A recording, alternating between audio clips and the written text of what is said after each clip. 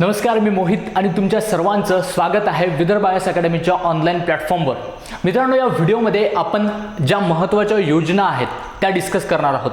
तर या व्हिडिओचा क्रायटेरिया हा राहील, मी सर्वात पहिले मिनिस्ट्री सांगेल आणि त्या मिनिस्ट्रीच्या अंतर्गत येणाऱ्या ज्या महत्त्वाच्या योजना आहेत त्या मग आपण स्टेप बाय स्टेप डिस्कस करत जाऊ। तर सर्वात पहिली महत्त्वाची मिनिस्ट्री आहे आरोग्य व कुटुंब कल्याण मंत्रालय। मित्रांनो, कोविडमुळे हे मंत्रालय खूप जास्त न्यूजमध्ये आहे, त्यामुळे हे चान्सेस खूप जास्त बनून जातात की या मंत्रालयाच्या अंतर्गत ज्या योजना आहेत महत्त्वाच्या त्यांच्यावर प्रश्न येण्याची। तर या मंत्रालयाच्या अंतर्गत मुख्यतः 5 योजना येतात। त्यामध्ये सर्वात पहिला आहे प्रधानमंत्री स्वास्थ्य सुरक्षा निधी, हा फंड आहे। त्यानंतर आयुष्यमान भारत प्रधानमंत्री जन आरोग्य योजना, राष्ट्रीय डिजिटल आरोग्य अभियान, प्रधानमंत्री स्वास्थ्य सुरक्षा योजना आणि सर्वात महत्त्वाची योजना आहे मिशन इंद्रधनुष्य, इंटेन्सिफाईड मिशन इंद्रधनुष्य 3.0। या आधीचे जे 2 याच्या आवृत्त्या झाल्या, मिशन इंद्रधनुष्य 1 आणि मिशन इंद्रधनुष्य 2, त्यांच्याबद्दल सुद्धा थोडक्यात माहिती जाणून घेणार आहोत। तर सर्वात पहिली जी न्यूज आहे ती पाहून घेऊ, प्रधानमंत्री स्वास्थ्य सुरक्षा निधी। मित्रांनो, या नावामधूनच तुम्हाला माहित पडेल की हा कशाचा तरी फंड आहे। तर हा जो फंड आहे हा आपण आरोग्याच्या ज्या इमर्जन्सी आरोग्य सुविधा प्रोव्हाइड करण्यासाठी आपण वापरतो। तर हा फंड जो आहे हा मुख्यतः सार्वजनिक म्हणजे पब्लिक अकाउंटमध्ये जमा केला जातो। हा फंड आपण कुठून जमा करतो, तर हा निधी आरोग्य आणि शिक्षण उपकराच्या उत्पन्नातून जमा केला जातो। तर आरोग्य आणि शिक्षण उपकराचा काय कन्सेप्ट आहे हे आधी समजून घेऊ। तर 2018च्या बजेट स्पीचमध्ये आपण हा सेस जो आहे 2018च्या स्पीचमध्ये इंट्रोड्यूस करण्यात आला। कोणता? आरोग्य आणि शिक्षण उपकर। तर 2018च्या आधी आपण एक एज्युकेशन सेस म्हणून घेत होतो, हा 3% लागत होता। जे लोक आपल्याला इन्कम टॅक्स देतात, डायरेक्ट इन्कम टॅक्स, त्या इन्कम टॅक्सवर 3% आपण सेस वसूल करत होतो, तो म्हणजे एज्युकेशन सेस म्हणून। परंतु 2018 नंतर आपण यात हेल्थ सेक्टर इन्क्लूड केलेलं आहे। आरोग्य म्हणजे याच्यात एज्युकेशन आणि हेल्थ असे 2 सेक्टर आहेत आणि हा सेस आपण 3% वरून 4% जमा करणार आहोत। केव्हापासून? 2018 पासून। तर हा पॉइंट लक्षात ठेवा, ठीक आहे।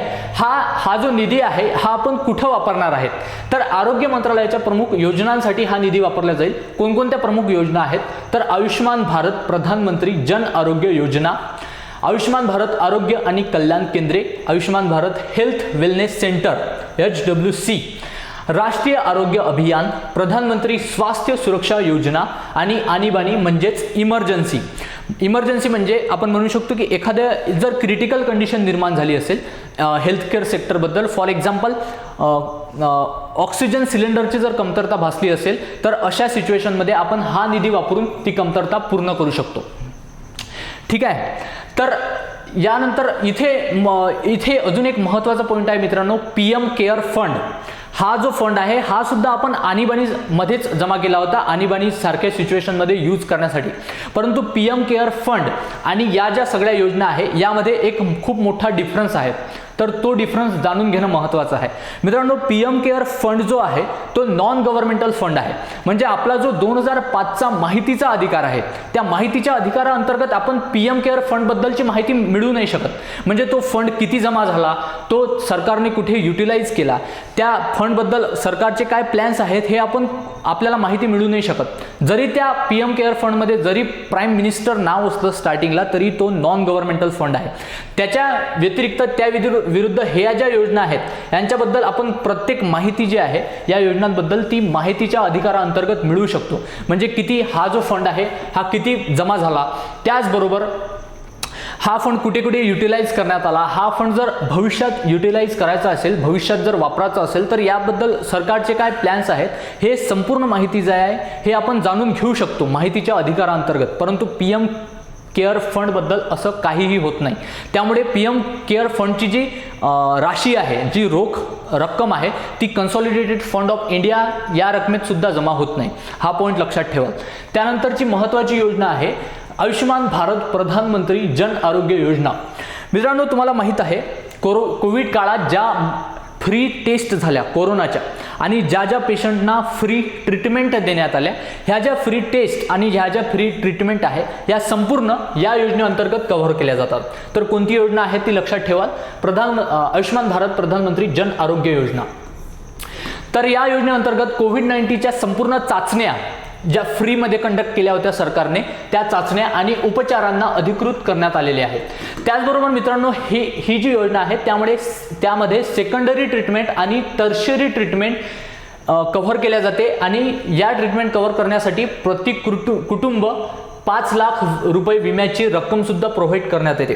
तर सर्वात पहिले आपल्याला हे माहिती जाणून घेणं महत्त्वाचं आहे की प्रायमरी ट्रीटमेंट, सेकंडरी ट्रीटमेंट आणि टर्शियरी ट्रीटमेंट म्हणजे काय आणि यातला काय फरक आहे. तर आपण हे एका एक्झाम्पलनं समजून घेऊ.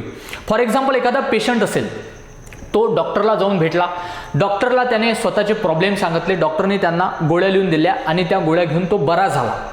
तर हा जो पॉइंट ऑफ कॉन्टॅक्ट आहे पेशंट आणि हेल्थकेअर सेक्टरमधला, तर हा पॉइंट ऑफ कॉन्टॅक्ट जो आहे तो प्रायमरी सेक्टरमध्ये इन्क्लूड होतो, म्हणजे प्रायमरी ट्रीटमेंटमध्ये इन्क्लूड होतो. आणि या योजनेअंतर्गत आपण सेकंडरी ट्रीटमेंट आणि टर्शियरी ट्रीटमेंट करणार आहोत. तर सेकंडरी ट्रीटमेंट कशाला म्हणतात, तर मित्रांनो, तो जो पेशंट असेल त्या पेशंटला डॉक्टरनं, तो जर पेशंट बरा झाला नाही प्रायमरी कॉन्टॅक्टमध्ये, त्या प्रायमरी पॉइंट ऑफ कॉन्टॅक्टमध्ये जर तो पेशंट बरा झाला नाही तर त्याला डॉक्टर भरती करून घेतात. तर भरती केल्यानंतर त्याची जी काळजी घेतल्या जाते, त्याला ज्या सुविधा पुरवल्या जातात, फॉर एक्झाम्पल ऑक्सिजन सप्लाय म्हणू शकतो आपण, किंवा सलाईन म्हणू शकतो, किंवा जे मेडिकेशन्स प्रोव्हाइड केले जातात, हे सगळे जे मेडिकेशन्स आहेत हे सेकंडरी ट्रीटमेंटमध्ये इन्क्लूड होते. आणि टर्शियरी ट्रीटमेंट म्हणू शकतो की आपण एकदम क्रिटिकल कंडिशन आहे, फॉर एक्झाम्पल एखादं ऑपरेशन असेल, ऑपरेशनसारखी जर सिच्युएशन असेल तर त्या कंडिशनला आपण टर्शियरी ट्रीटमेंटमध्ये इन्क्लूड करतो. तर या योजनेअंतर्गत आपण सेकंडरी आणि टर्शियरी ट्रीटमेंट इन्क्लूड करणार आहोत आणि त्या ट्रीटमेंटसाठी आपण प्रति कुटुंब 5 लाख पर्यंत विमा प्रोव्हाइड करणार आहोत. ठीक आहे. तर सेकंडरी ट्रीटमेंट आणि टर्शियरी ट्रीटमेंट इन्क्लूड आहे या योजनेअंतर्गत, हे लक्षात ठेवा. ठीक आहे. तर या योजनेअंतर्गत या योजनेचा लाभ कोण कोण घेणार आहेत, या योजनेअंतर्गत जे लाभार्थी घेणार आहेत त्यांना कशा प्रकारे आयडेंटिफाय करण्यात येते. तर मित्रांनो, सध्या झालेल्या म्हणजे नवीनतम सामाजिक सोशिओ इकॉनॉमिक कास्ट सेन्सस डेटाद्वारे जे कॅन्डिडेट आपण आयडेंटिफाय केलेले आहेत की त्यांना खरंच गरज आहे ट्रीटमेंटची, तर अशा कॅन्डिडेटना आपण या योजनेअंतर्गत इन्क्लूड करतो. कोणता? हा सेन्सस लक्षात ठेवाल, सामाजिक आर्थिक जात जनगणना. ठीक आहे. तर या योजनेला जो फंड प्रोव्हाइड केलेला आहे, तर हा फंडचे जे क्रायटेरिया आहे हे लक्षात ठेवाल. 60-40 सर्व राज्यांसाठी, प्लस इथे एक पॉईंट नोट करून ठेवाल, ही नोट्स मी ॲक्च्युली ही जी PDF आहे ही टेलिग्राम चॅनलवर टाकून देईल, मी तिथून डाउनलोड करून तुम्ही त्याच्यावर सुद्धा नोट करू शकता, किंवा इथं तुम्ही जर याची नोट काढत असाल तर इथंच लिहून घ्या. सर्व राज्य म्हणजे सेंटर जे आहे हे 60% फंड प्रोव्हाइड करेल आणि 40% स्टेट प्रोव्हाइड करेल.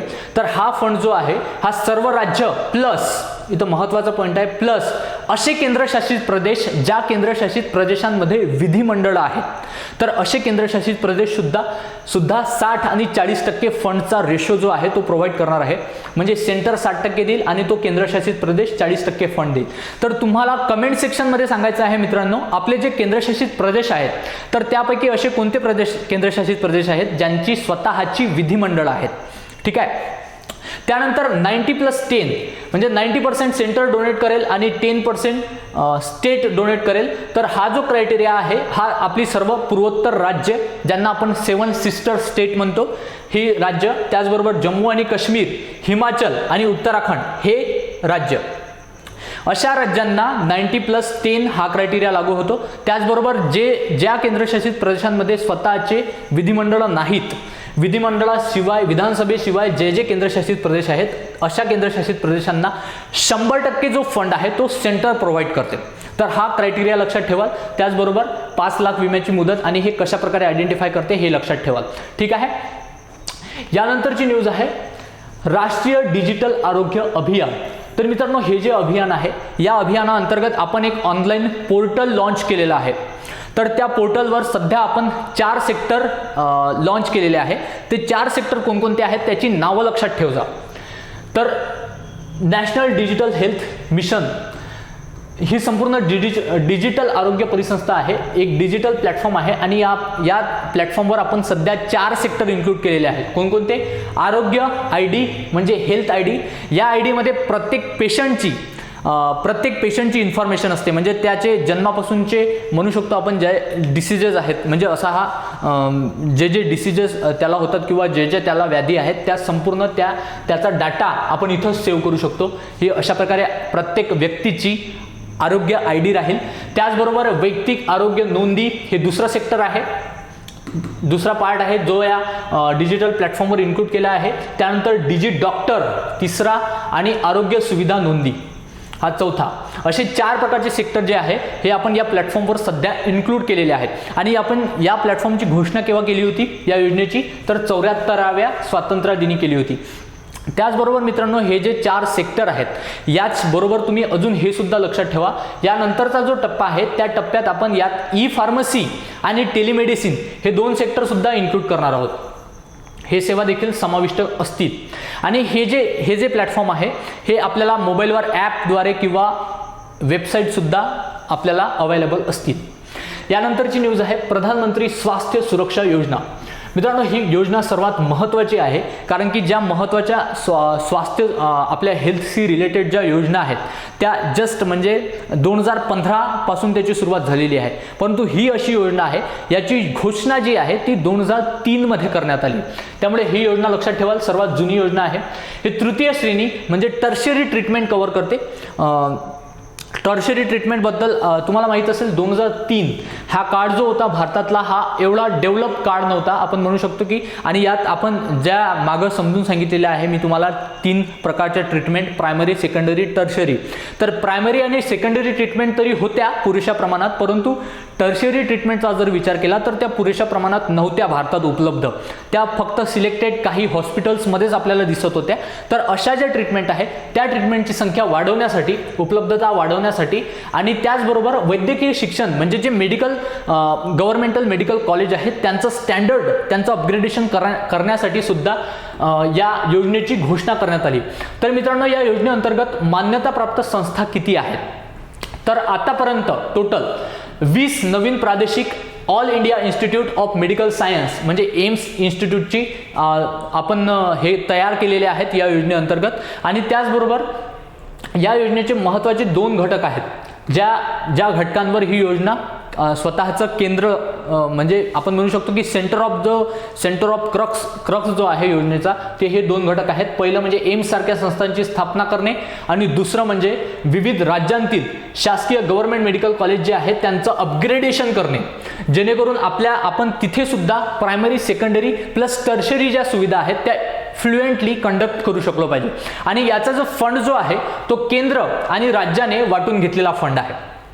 ठीक आहे. त्यानंतरची महत्त्वाची न्यूज आहे तीव्र मिशन इंद्रधनुष्य 3.0. हे यावर्षी लॉन्च केलेले मिशन आहे. हे ॲक्च्युअली याला तीव्र का म्हणतात? तीव्र म्हणजे इंटेन्सिफाईड मिशन लॉन्च केलेलं आहे. हे मिशन मित्रांनो मुख्यतः ज्या गरोदर महिला आहेत आणि जे बालकं आहेत हे कोविड-19 मुळे ज्यांचे लसीकरण राहिलेले आहेत तर फास्ट ट्रॅकमध्ये एकदम त्यांचे लसीकरण पूर्ण करण्यासाठी आपण ही योजना लॉन्च केली होती. ॲक्च्युअली मिशन इंद्रधनुष्य 1, 2 आणि 3 याचे नावं जरी सेम असले तरी याचे जे मुख्य लक्ष्य आहेत, मुख्य उद्दिष्ट आहेत ते वेगवेगळे होते. तर ते सुद्धा आपण समोर पाहू. त्याआधी आपण याबद्दलची थोडक्यात माहिती जाणून घेऊ. तर यामध्ये मुले आणि गर्भवती महिलांचे पूर्ण लसीकरण करण्याचे लक्ष्य होते आणि ते सुद्धा आपल्याला ड्रास्टिकली प्रोसेस करायची होती, कारण की कोविड-19 मुळे आपण खूप मागं पडलो होतो त्यांच्या लसीकरणाच्या बाबतीत. त्याचबरोबर मित्रांनो 2021 मध्ये याचे दोन फेऱ्यांमध्ये ही योजना कंडक्ट करण्यात आली. आपले जे 29 राज्य आणि केंद्रशासित प्रदेश आहेत या सर्व जॉग्राफिकल एरियामधून ते पर्टिक्युलर जिल्हे आयडेंटिफाय करण्यात आले ज्या जिल्ह्यांमध्ये खरंच इंटेन्सिफाईड व्हॅक्सिनेशनची गरज आहे. तर असे टोटल आपण 250 आधीच आयडेंटिफाय केलेले जिल्ह्यांमध्ये ही योजना लागू करण्यात आली. कोणती? मिशन इंद्रधनुष्य 3.0. याआधी मिशन इंद्रधनुष्य 1.0 जे होतं ते 2017 मध्ये आपण लॉन्च केलं होतं आणि हे एकदम प्रायमेटिव्ह लेवलचं होतं. याला आपल्याला रिस्पॉन्स खूप मोठं म्हणजे रिस्पॉन्स आपण म्हणू शकतो की खूप मस्त रिस्पॉन्स होता. परंतु याचं लिमिटेशन्स हे होतं की हे फक्त शहरी भागात आपण लॉन्च केलं होतं.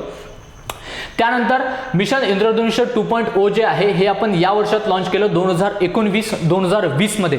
आपले पोलिओ डोसचे 25 वर्ष पूर्ण करण्यासाठी ही मोहीम आपण, प्लस पोलिओ कार्यक्रमाची 25 वर्ष पूर्ण करण्यासाठी ही मोहीम आपण हाती घेतलेली होती. यानंतरची महत्त्वाची न्यूज आहे, शिक्षण मंत्रालयाच्या अंतर्गत कोणकोणत्या योजना येतात. तर मित्रांनो, शिक्षण मंत्रालयाच्या अंतर्गत मुख्यतः 3 महत्त्वाच्या योजना येतात. त्यातली पहिली आहे प्रतिष्ठित संस्था योजना, दुसरी आहे मध्यान्ह भोजन योजना, मिड डे मील स्कीम, त्यानंतर आहे स्वच्छ विद्यालय अभियान आणि समग्र शिक्षा. समग्र शिक्षेच्या अंडर 3 महत्त्वाच्या योजना येतात. तर त्या 3 कोणकोणत्या महत्त्वाच्या योजना येणार आहेत ते सुद्धा आपण डिस्कस करू. तर सर्वात पहिले प्रतिष्ठित संस्था योजना, त्यालाच आपण इन्स्टिट्यूशन्स ऑफ इमिनन्स स्कीम म्हणू शकतो. Institutions of eminence. तर मित्रांनो, जेव्हा वर्ल्ड लेवलवर जेव्हा रँकिंग लागली युनिव्हर्सिटीची, तर भारत सरकारच्या असं लक्षात आलं की आपल्या भारत देशाच्या ज्या विद्यापीठं आहेत आपल्या देशातील, तर त्या विद्यापीठांचं जे स्टँडर्ड आहे ते खूप लो आहे ॲज कम्पेअर टू बाकी देशातल्या, बाकी पूर्ण जगातल्या विद्यापीठांच्या तुलनेत. तर ही जी कंडिशन आहे, ही कंडिशन कव्हर अप करण्यासाठी आपण ही स्कीम लॉन्च केलेली आहे. कोणती? Institution of eminence scheme. तर या स्कीमची महत्त्वाची उद्दिष्टे कोणती आहे? तर सर्वात महत्त्वाचं उद्दिष्ट तर हे आहे की भारतीय संस्थांना जागतिक मान्यता मिळवून देणे. कारण की त्या डाटामुळे आपले म्हणजे निग्लिजिबल अमाऊंट ऑफ आपण म्हणू शकतो की नसल्यासारखेच आपले विद्यापीठ त्या लिस्टमध्ये सामील आहेत. त्यामुळे आपण हे महत्त्वाचं उद्दिष्ट म्हणू शकतो. त्यानंतर ज्या संस्था या स्कीमनंतर स्कीमच्या अंडर सिलेक्ट झालेल्या आहेत, त्या निवडलेल्या संस्थांना आपण पूर्ण शैक्षणिक आणि प्रशासकीय स्वायत्तता म्हणजे ऑटोनॉमी प्रोव्हाइड करणार आहोत. तर शैक्षणिक स्वायत्तता म्हणजे शैक्षणिक ऑटोनॉमीबद्दल जर सांगायचं झालं तर आपण म्हणू शकतो की त्या ज्या विद्यापीठ आहेत, ते जे युनिव्हर्सिटीज आहेत, त्या युनिव्हर्सिटी स्वतःचा सिलेबस प्लस स्वतःचा कोणकोणता पोर्शन ॲड करायचा हे स्वतः ठरवू शकतात. त्यांना कोणतीही गरज भासत नाही युनिव्हर्सिटी ग्रँड कमिशनना कोणतीही पूर्वसूचना देण्याची. त्याचबरोबर हे आपण म्हणू शकतो की शैक्षणिक ऑटोनॉमीमध्ये इन्क्लूड होते आणि प्रशासकीय स्वायत्ततेत आपण म्हणू शकतो की त्यांना जर वाटलं की आपल्या भारताच्या तुलनेत इकॉनॉमी शिकवणारा एखादे शिक्षक रशियाचे चांगले आहेत किंवा चायनाचे चांगले आहेत, तर त्या शिक्षकांना ते सुद्धा हायर करू शकतात स्वतः ऑटोनॉमसली. तर हे जे अधिकार आहेत, हे पूर्ण अधिकार त्यांना, या पूर्ण अधिकारांची स्वायत्तता मिळणार आहे. कोणत्या स्कीमच्या अंडर? या स्कीमच्या अंडर सिलेक्ट झाल्यानंतर. तर यासाठी पात्रतेची काय आवश्यक आहे? तर पात्रता कोणती आवश्यक आहे? तर यासाठी मित्रांनो मुख्यतः 2 पात्रता आवश्यक आहेत. त्या 2 पैकी कोणतीही एक पूर्ण करणं आवश्यक आहे.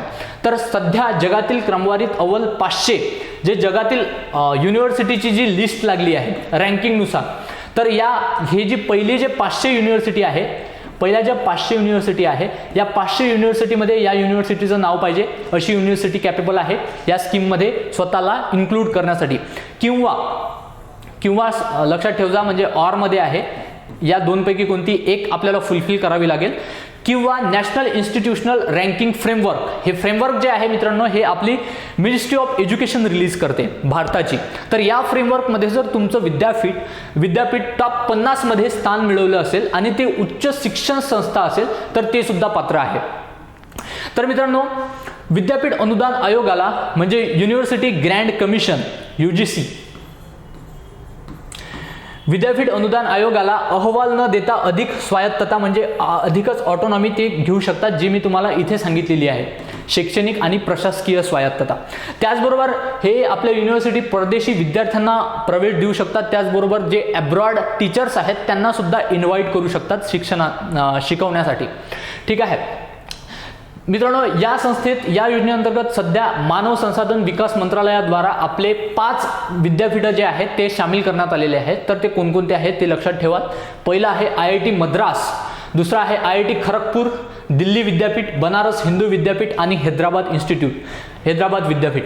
असे 5 विद्यापीठ आहेत ते या स्कीम अंतर्गत पात्र ठरलेले आहेत.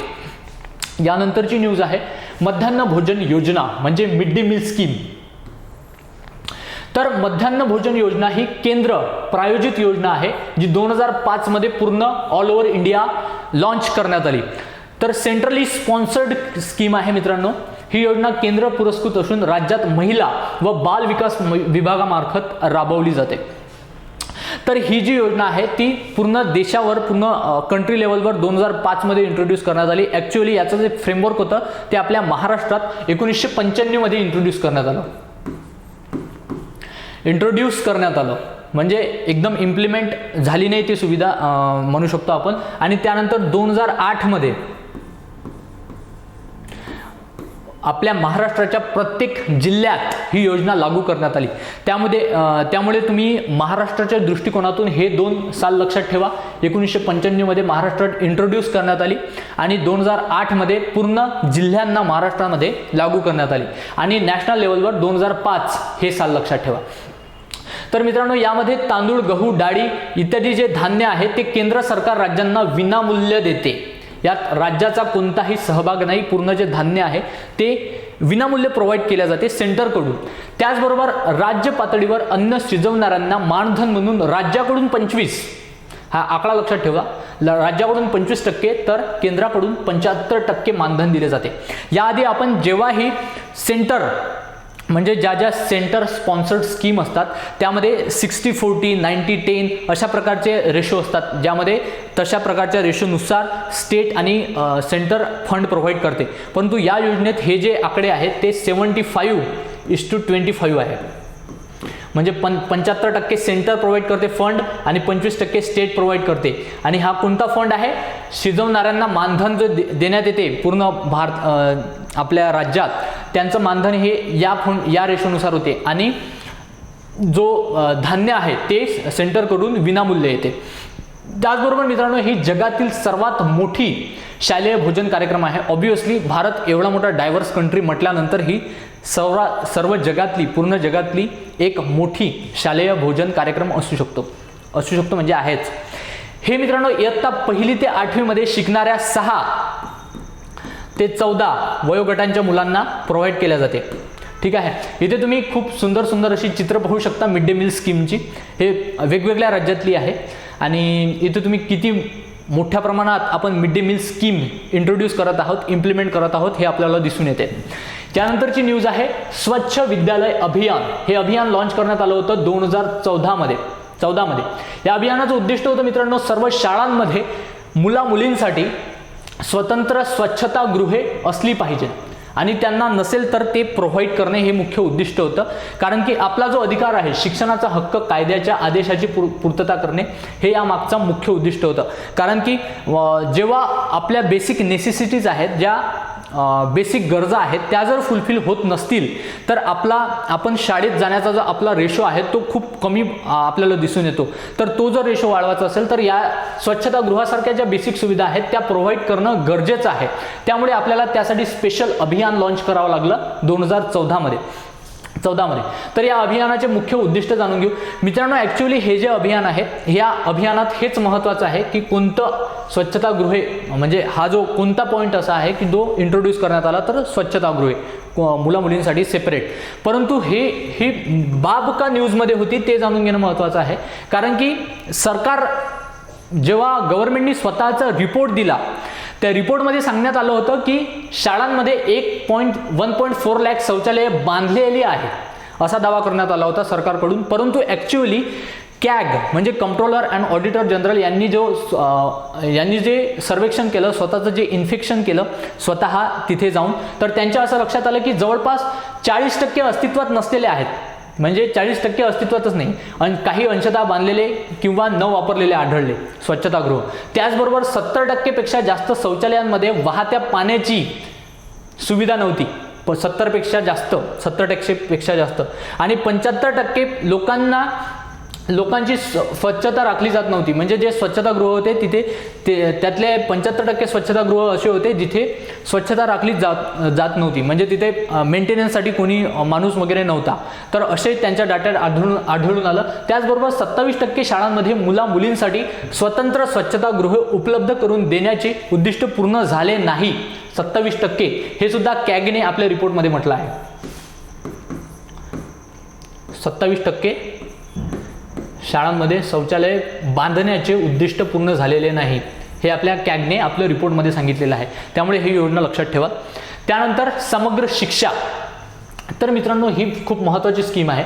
ही जी न्यू एज्युकेशन पॉलिसी आहे त्यानुसार इंट्रोड्यूस करण्यात आली. न्यू एज्युकेशन पॉलिसीमध्ये आपल्याला मुख्य पॉईंट दिसून येतो. ते जर न्यू एज्युकेशन पॉलिसी थोडक्यात जर सांगायची झाली तर आपण म्हणू शकतो की आपली शिक्षण पद्धती आधी 10+2 होती, परंतु न्यू एज्युकेशन पॉलिसीमध्ये 5+3+3+ आय थिंक 4, हां ठीक आहे, हे 5-3-3-4 ही एज्युकेशन पद्धती आहे न्यू एज्युकेशन पॉलिसीमध्ये.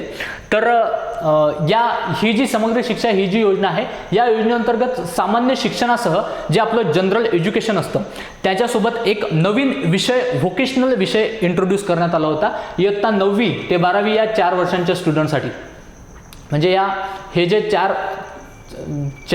जे वर्ग आहे 9वी 10वी 11वी 12वी या 4 वर्गातल्या स्टुडंटसाठी एक व्यावसायिक व्होकेशनल सब्जेक्ट इंट्रोड्यूस करण्यात आला होता. यात सर्व शिक्षा अभियान, यात 3 योजनांचा अधिक समावेश आहे जो मी तुम्हाला आधी सांगितलं होतं.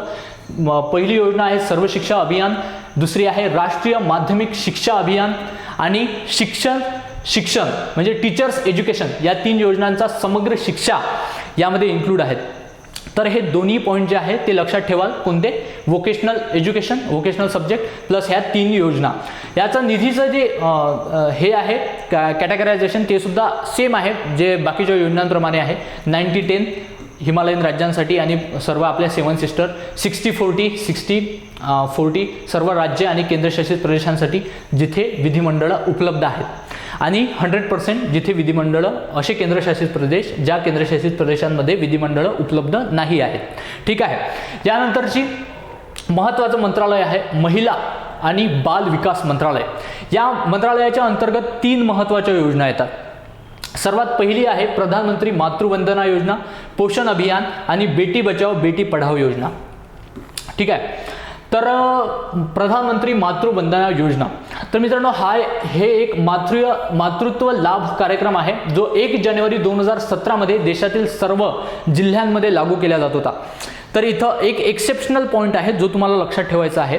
इथे म्हटलेलं आहे आपण सर्व जिल्ह्यांमध्ये लागू केल्या जात आहे, परंतु ओडिशा आणि तेलंगणा हे 2 राज्य असे आहेत ज्या राज्यांमध्ये ही स्कीम अजूनही इंट्रोड्यूस झालेली नाही आहे. त्यामुळे हा एक्सेप्शन पॉईंट लक्षात ठेवा, नाही तर तुम्हाला कन्फ्युजन होऊ शकते की ही योजना जो आहे हा कार्यक्रम देशातील सर्व जिल्ह्यांमध्ये लागू झालेला आहे, म्हणजे त्यात ओडिशा आणि तेलंगणाचा सुद्धा समावेश असेल, तेथील जिल्ह्यांचा सुद्धा समावेश असेल, परंतु हे एक्सेप्शन लक्षात ठेवा.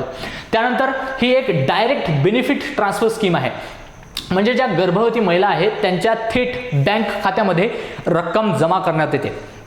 तर यामध्ये सर्व गरोदर महिला आणि स्तनदा माता, प्रेग्नेंट वुमन आणि लॅक्टेटिंग मदर्स या इन्क्लूड होतात. आणि यामध्ये सुद्धा एक एक्सेप्शन आहे, ते म्हणजे ज्या महिला सेंट्रल गव्हर्नमेंट किंवा स्टेट गव्हर्नमेंटमध्ये नोकरीत आहेत अशा महिलांना ह्या योजनेचा लाभ घेता येत नाही. तर हा पॉईंट लक्षात ठेवाल. इथे कोणत्या महिलांना योजनेचा लाभ घेता येत नाही, कोणत्या? ज्या नोकरीत आहेत, सरकारी नोकरीत आहेत. त्यानंतर या योजनेअंतर्गत प्रत्येकी 5,000 लाभ मिळतो आणि तो जो 5,000 आहे तो डिवाइड करून 3 हप्त्यांमध्ये देण्यात येतो. मध्य प्रदेश, आंध्र प्रदेश, हिमाचल प्रदेश, दादरा आणि नगर हवेली आणि राजस्थान यामध्ये सर्वात मोठ्या प्रमाणात आपण या योजनेचा लाभ प्रोव्हाइड केलेला आहे लोकांना. त्यामध्ये पहिल्या क्रमांकावर आहे मध्य प्रदेश, दुसरं आंध्र प्रदेश, हिमाचल प्रदेश, अशा प्रमाणे रँकिंग आहे. ठीक आहे. यानंतरची महत्त्वाची न्यूज आहे पोषण अभियान. मित्रांनो, हे अभियान आपण 2018 मध्ये स्टार्ट केलं. तर या अभियानाअंतर्गत आपलं जे मुख्य उद्दिष्ट आहे, तर 2022 पर्यंत देशातून कुपोषण जे आहे, हे कुपोषण जे आहे आपल्या भारतात, ते आपल्याला 2022 पर्यंत पूर्णतः नष्ट करायचं आहे. हे आपलं या अभियानाच्या मागचं उद्दिष्ट आहे. कोणतं? पोषण अभियान.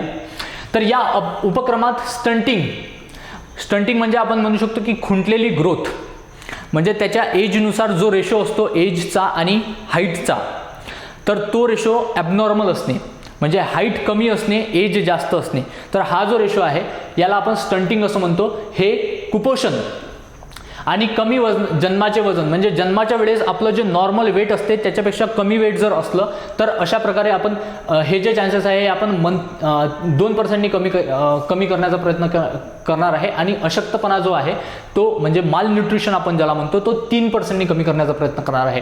त्याचबरोबर 2022 पर्यंत आपण स्टंटिंग जे आहे ते 38.4% वरून 25% कमी करणार आहे 2022 पर्यंत. हा आकडा कुठून आणला आपण 38.4? तर नॅशनल फॅमिली हेल्थ सर्व्हेनुसार हा आकडा आपल्याला तिथे मिळून जाईल. 2022 पर्यंत आपण स्टंटिंग 38.4% पासून 25% कमी करणार आहेत. त्याचबरोबर मित्रांनो, केंद्र सरकारने पोषण अभियानासाठी जागतिक बँकेसोबत म्हणजे वर्ल्ड बँक सोबत $200 दशलक्ष किमतीचा अर्ज करार केलेला आहे आणि आपण हे पैसे यांचं कुपोषण जे आहे ते कमी करण्यासाठी वापरणार आहोत. त्यानंतरची महत्त्वाची न्यूज आहे बेटी बचाओ बेटी पढाओ अभियान. हे अभियान 2015 मध्ये स्टार्ट करण्यात आलं आणि चाइल्ड सेक्स रेशो जो होता हा रेशो ॲबनॉर्मल असल्या कारणाने आपल्याला हे जे अभियान आहे ते लॉन्च करावं लागलं. कारण तुम्हाला माहीत असेल आपल्या देशात म्हणजे चाइल्ड पर्सेंटेज खूप कमी आहे. चाइल्डचं बर्थ रेट जो आहे तो खूप गर्ल चाइल्ड पर्टिक्युलरली मुलगी जर असेल तर तिचा बर्थ रेट खूप कमी आहे. तर अशा कंडिशनना म्हणजे अशा कंडिशनना टॅकल करण्यासाठी आपण हे अभियान स्टार्ट केलेलं आहे. सुरुवातीला ही योजना 100 कोटींच्या निधीसह सुरू करण्यात आली होती. कुठे? उत्तर प्रदेश, हरियाणा, उत्तराखंड, पंजाब, बिहार आणि दिल्लीमधील क्लस्टर म्हणजे जे हे पूर्ण राज्यातनं इन्क्लूड करण्यात आले. या राज्यातले मुख्यतः या राज्यातले जे क्लस्टर्स होते, ज्या असे रिजन होते, त्या रिजनमध्ये पर्टिक्युलरली आपल्याला खूप कमी बर्थ रेट दिसून येतो. तर अशा क्लस्टरमध्ये आपण ही योजना राबवली होती सर्वात आधी. किती निधीसह? 100 कोटींच्या निधीसोबत. ठीक आहे. तर या योजनेची प्रमुख उद्दिष्टे कोणती आहेत? तर मित्रांनो, या योजनेची प्रमुख 3 उद्दिष्ट आहेत. सर्वात पहिलं, जे आपण जेंडर आयडेंटिफाय करतो म्हणजे जन्माच्या आधी जे मुलाचं किंवा मुलीचं जेंडर आयडेंटिफाय केल्या जाते अशा ज्या इल्लिगल ॲक्टिव्हिटीज असतात त्यांना थांबवण्यासाठी आपण ही योजना स्टार्ट केलेली आहे, ते निर्मूलन रोखण्यासाठी. त्याचबरोबर मुलीचे संरक्षण आणि जगण्याची खात्री करण्यासाठी म्हणजे ज्या मुलींचा जन्म होतो परंतु त्या खूप अंडरनरिश असतात, तर अशा मुलींचं जे लाईव्हलीहूड आहे ते व्यवस्थित म्हणजे लाईव्हलीहूड जे आहे ते व्यवस्थित कंप्लीट करण्यासाठी, त्यांना व्यवस्थित पोषण तत्वे प्रोव्हाइड करण्यासाठी सुद्धा आपण हे अभियान स्टार्ट केलेलं आहे.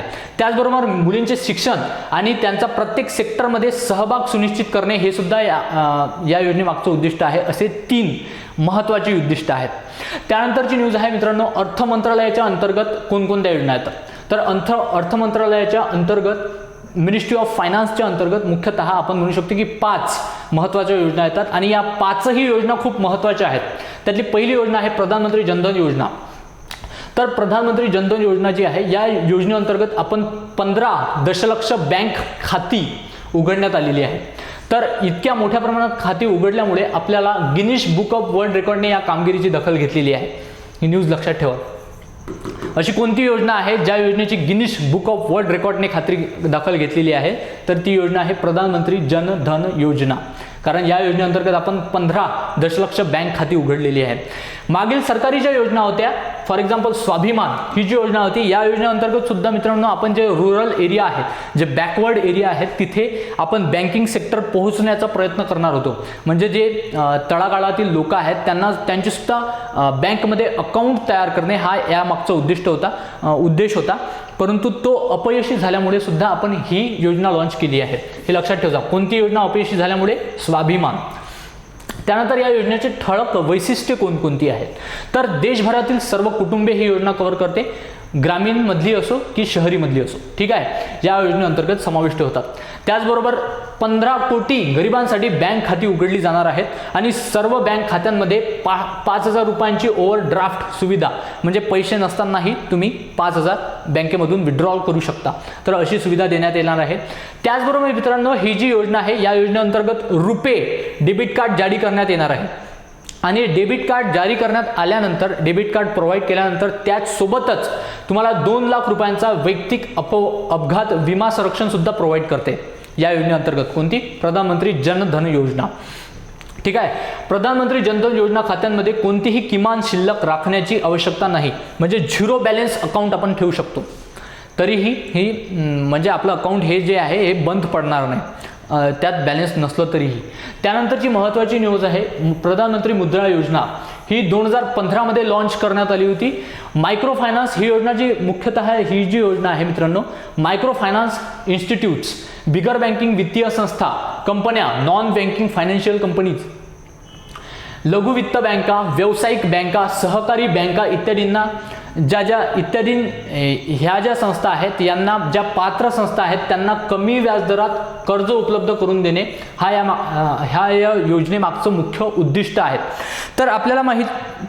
तर मित्रांनो आपल्याला माहित असेल, सपोज एखादा कॅन्डिडेट असेल, त्याच्या जवळ खूप छान संकल्पना असेल कोण्या स्टार्टअपची, ज्याच्या थ्रू तो काहीतरी गोष्ट प्रोड्यूस करू शकत असेल, म्हणजे काहीतरी गोष्ट तयार करू शकत असेल, किंवा कोण्याही गोष्टीवर प्रोसेस करून ती गोष्ट अजूनही जास्त बेटर करत असेल, किंवा स्वतःची सर्व्हिस प्रोव्हाइड करत असेल, तर अशा प्रकारचे जे संकल्पना आहेत, अशा संकल्पनांना उजाळा देण्यासाठी आपण म्हणू शकतो की ही योजना इंट्रोड्यूस करण्यात आली होती. तर या योजनेचे उद्दिष्ट आहे निधी नसलेल्यांना निधी देणे. म्हणजे एखादी संकल्पना जर तुमच्याजवळ असेल, परंतु ती संकल्पना अस्तित्वात आणण्यासाठी, प्रत्यक्षात उतरवण्यासाठी तुमच्याजवळ पुरेसा निधी नसेल, तर तुम्हाला 10 लाख रुपयांपर्यंत कर्ज प्रोव्हाइड करण्यात येते या संस्थांकडून, आणि तेही कमी व्याज दरावर. हे लक्षात ठेवा. परंतु इथं एक एक्सेप्शन आहे, ते लक्षात ठेवा. त्यामध्ये तुम्ही कोणत्याही प्रोडक्टचं उत्पादन करू शकता, प्रक्रिया करू शकता, त्याच्यावर प्रोसेसिंग करू शकता, किंवा ट्रेड करू शकता, किंवा सर्व्हिस सेक्टर तयार करू शकता स्वतःचं. परंतु यात एक्सेप्शन हे आहे मित्रांनो की यात ॲग्रिकल्चर सेक्टर जो आहे, ॲग्रिकल्चरशी रिलेटेड कोणतीही ॲक्टिव्हिटी इन्क्लूड असता कामा नये. म्हणजे तुम्ही जर तुमची संकल्पना घेऊन गेले, ज्या संकल्पनेत कसल्याही प्रकारची ॲग्रिकल्चर ॲक्टिव्हिटी समाविष्ट नाही आहे, तर आणि तुम्ही त्या अशी स्वतःची संकल्पना काही ना काही म्हणजे त्याच्यापासून काहीतरी इनोव्हेटिव्ह करू शकता, तर अशा ज्या संकल्पना आहेत त्यांच्यासाठी हे आपण म्हणू शकतो की हा निधी देण्यात येणार आहे. त्याचबरोबर मित्रांनो, बेरोजगारी वाढ कमी करणे, ऑब्व्हियसली यामुळे आपल्याला हे उद्दिष्ट साध्य होणारच आहे. सूक्ष्म वित्त संस्थांचे निरीक्षण आणि नियमन, मायक्रो फायनान्स इन्स्टिट्यूटचे निरीक्षण आणि नियमन करणे, म्हणजे प्रॉपर त्यांचा फ्रेमवर्क चेक करणे, त्याच्यावर प्रॉपर मॉनिटरिंग करणे, हे सुद्धा यामागचं उद्दिष्ट आहे. तर हा पॉईंट आपण लक्षात घेऊ. तर मित्रांनो, तुम्हाला माहीत असेल ज्या मायक्रो फायनान्स इन्स्टिट्यूट असतात, फॉर एक्झाम्पल आपण म्हणू शकतो की जे जस्ट लोन म्हणजे जस्ट लोन प्रोव्हाइड करणाऱ्या ज्या कंपन्या असतात, म्हणजे एखादं सपोज आपण म्हणू शकतो की आता अलीकडेच खूप सारे ॲप बॅन झालेले आहेत. कशामुळे? तर ते इल्लिगलरित्या, अवैधरित्या लोकांना कर्ज प्रोव्हाइड करत होते आणि त्यांच्याकडून खूप मोठ्या प्रमाणात व्याजदर वसूल करत होते. तर अशा ज्या कंपन्या आहेत, किंवा आपण ज्या मल्टी मार्केटिंग स्ट्रॅटेजी म्हणतो, किंवा पुंजी स्कीम ज्या असतात, पुंजी फ्रॉड स्कीम जे असतात, म्हणजे 25 दिन में पैसा डबल, तर ह्या ज्या स्कीम आहेत या मायक्रो फायनान्स इन्स्टिट्यूटच कंडक्ट करत असतात, वेगवेगळ्या प्रकारचे. तर अशा इन्स्टिट्यूटवर प्रॉपर मॉनिटरिंग ठेवण्यासाठी सुद्धा आपण ह्या योजनेचा यूज करणार आहोत. त्याचबरोबर अनौपचारिक अर्थव्यवस्थेचे औपचारिक क्षेत्रामध्ये एकत्रीकरण.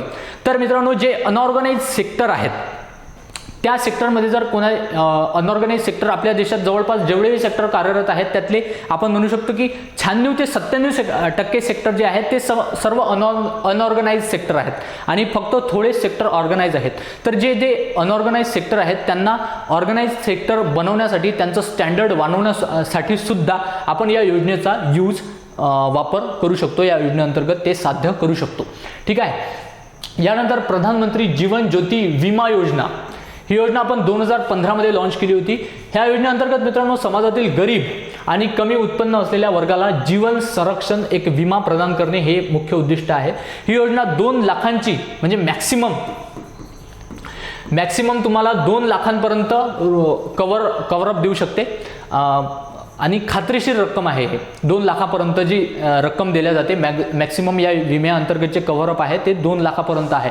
आणि विमा उतरवलेल्या व्यक्तीचा मृत्यू झाल्यास, म्हणजे सपोज एखाद्याने या योजनेअंतर्गत विमा घेतलेला असेल, हे प्रीमियम भरून 330 रुपये प्रति वर्षाचं 330 रुपये प्रीमियम भरून ह्या योजनेचा लाभ घेतला असेल आणि त्याचा आकस्मिक मृत्यू झाला, तर अशा कंडिशनमध्ये त्यांनी जो स्वतःचा नॉमिनी नेमून दिलेला आहे, तर त्या नॉमिनीला 2 लाख रुपये तेही पूर्ण कव्हरेजसह प्रोव्हाइड केल्या जाते. कोणत्या योजने थ्रू?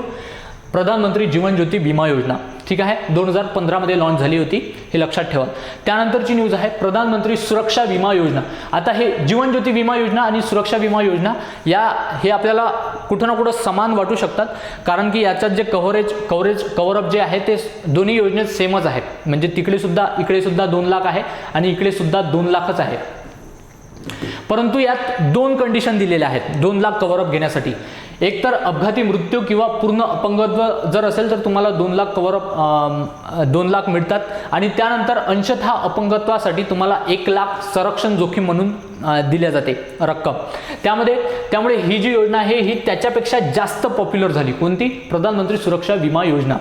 ही योजना मित्रांनो 18 ते 17 वर्ष वयोगटातील गरीब आणि वंचित लोकांसाठी वार्षिक ₹12च्या प्रीमियम सोबत अवेलेबल आहे. म्हणजे तुम्हाला फक्त ही योजनेचे जर क्लेम करायचे असेल या योजनेअंतर्गत तर तुम्हाला वर्षाकाठी फक्त ₹12 प्रीमियम भरावं लागते. त्या उलट ह्या योजनेत जर आपण बघितलं तर तुम्हाला प्रत्येक वर्षाकाठी ₹330 प्रतिवर्ष प्रीमियम भरावा लागते. ठीक आहे.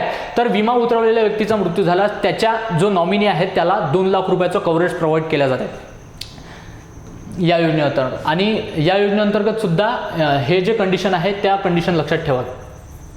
अंशतः अपंगत्व जर असेल तर ₹1 लाख आणि अपघाती मृत्यू आणि पूर्ण अपंगत्वासाठी ₹2 लाख. त्याचबरोबर मित्रांनो या योजनेअंतर्गत सुमारे 41.50% नावनोंदणी महिलांची आहे, बाकी पुरुषांची आहे. तर या नावनोंदणीपैकी जे लाभार्थी आहेत ज्यांनी हे ॲक्च्युअलमध्ये क्लेम केलेले आहेत तर असे लाभार्थी जे आहे 61.29% लाभार्थ्यांची संख्या महिला आहेत. तर हे पर्सेंटेज लक्षात ठेवा की ही योजना किती % महिलांनी घेतलेली आहे, त्यापैकी किती % लाभार्थी महिलांनी क्लेम केलेली आहे. ठीक आहे. त्याचबरोबर खातेदाराचा मृत्यू झाला त्याच्या किंवा तिच्या नॉमिनीला योजनेचा लाभ घेता येईल. ऑब्व्हियसली हा पॉईंट तिकडल्या योजनेत सुद्धा सेम आहे. त्यानंतर प्रीमियम प्रत्येक वर्षी 1 जून रोजी आपोआप डेबिट केल्या जाते. म्हणजे तुम्हाला प्रीमियम सेपरेट भरायचं गरज नाही. तुमच्या बँक अकाउंटमधून 1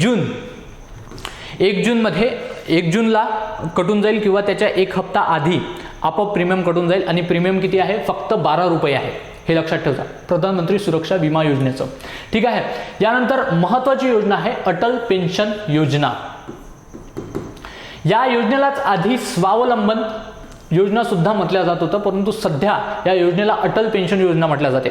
तर मित्रांनो जे असे कॅन्डिडेट आहेत, जे असे नागरिक आहेत जे आधीच्या कोणत्याही योजनेमध्ये कव्हर नाही, म्हणजे त्यांना आधीच्या कोणत्याही योजनेअंतर्गत कसल्याही प्रकारचा लाभ घेतलेला नाही आहे, ते कोणत्याही योजनेअंतर्गत स्वतःला त्यांनी इन्क्लूड केलेलं नाही आहे, तर अशा लोकांना या योजनेअंतर्गत समाविष्ट केले जाते.